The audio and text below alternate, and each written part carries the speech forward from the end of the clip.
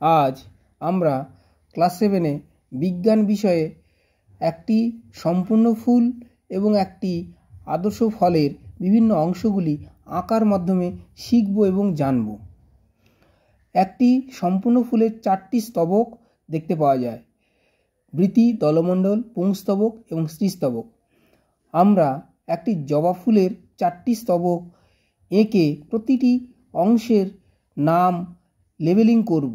তার মাধ্যমে আমরা জানব কোন অংশটাকে পরাগধানী বলা হয়, কোন অংশটাকে পুংদণ্ড বলা হয়, কোন অংশটি গর্ভমুণ্ড, গর্ভদণ্ড, গর্ভাশয়।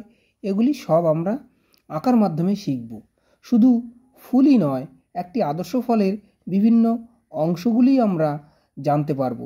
একটি আদর্শ ফলে 3টি অংশ থাকে: বহিস্তক, মধ্যস্তক এবং অন্তস্তক।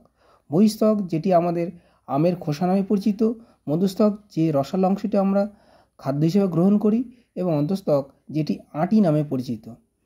আমরা একটি আদর্শ ফুলের 4টি অংশ এবং ফলের 3টি অংশ আঁকার মাধ্যমে আমরা শিখছি।